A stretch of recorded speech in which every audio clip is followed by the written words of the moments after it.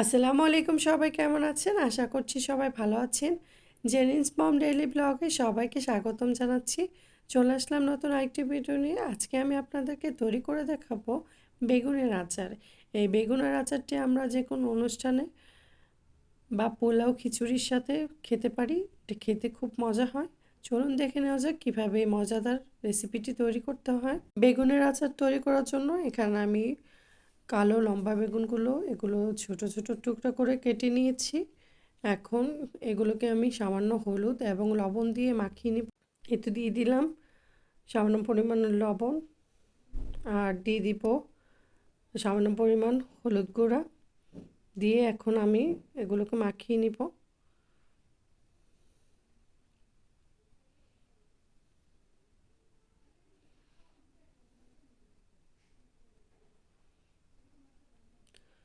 মেখে এখন আমি এগুলোকে ভেজে নিব। ভাজার জন্য আমি এখানে কড়াইতে তেল দিয়ে দিয়েছি, তেলটাকে গরম করে নিয়েছি। এখন আমি বেগুনগুলো দিয়ে দিব, দিয়ে আমি বেগুনগুলোকে ভেজে নিব।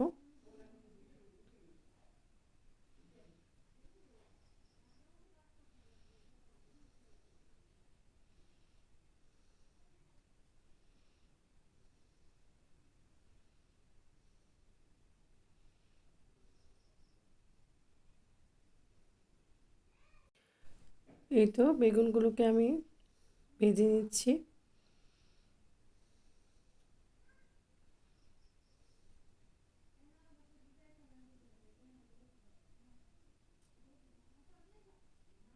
এখন এগুলোকে উল্টে পাল্টে দিব।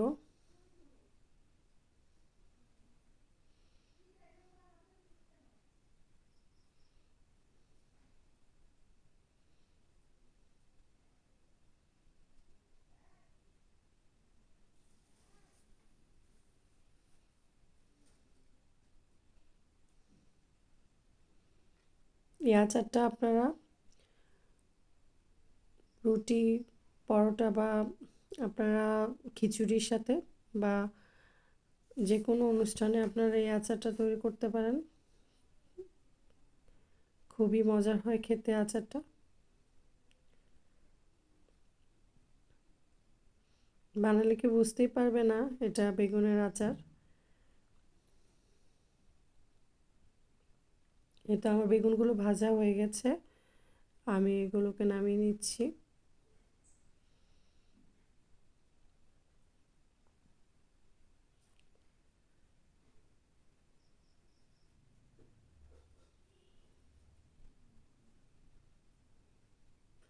এখানে আমি তেঁতুল গুলিয়ে রেখেছি, কিছুটা পানি দিয়ে তেঁতুল গুলিয়ে রেখেছি। কতটা টক করে আপনারা এই আচারটা বানাবেন সেই অনুযায়ী আপনারা তেঁতুলটা নিয়ে নেবেন। আর এখানে বেগুনগুলো আমার ভাজা হয়ে গেছে, বাকিগুলো তুলে উঠিয়ে নিয়েছি। আর এখানে আমি শুকনো মরিচ নিয়েছি 10-12টা। আর এখানে আমি নিয়ে নিয়েছি পাঁচফোড়ন।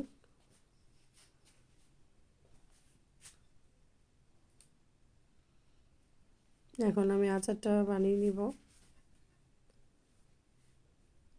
তো প্যানে তেল দিয়ে দিচ্ছি, এখন দিয়ে দিচ্ছি পাঁচফোড়ন।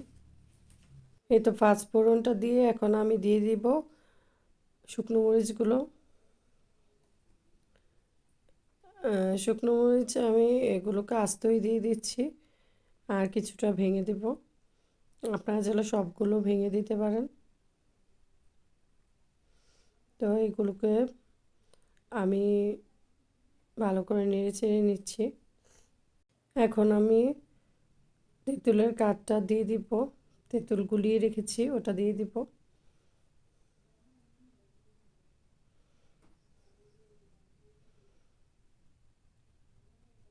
দিয়ে ভালো করে বলক তুলে নিব।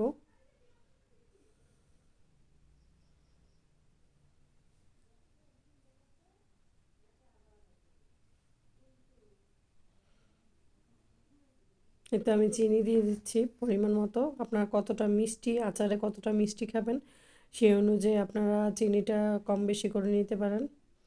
আমরা আচার একটু মিষ্টি খেতে পছন্দ করি, টক মিষ্টি আচারটা আমাদের ভালো লাগে। এখন আমি বেগুনগুলো দিয়ে দিচ্ছি।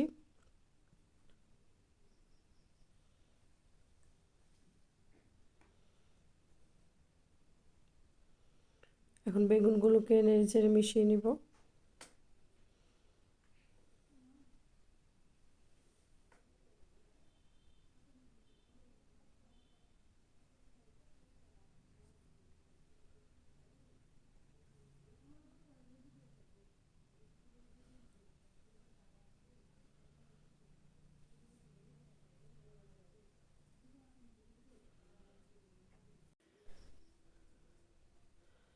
আমি আর একটু পরিমাণ চিনি দিয়ে দিচ্ছি।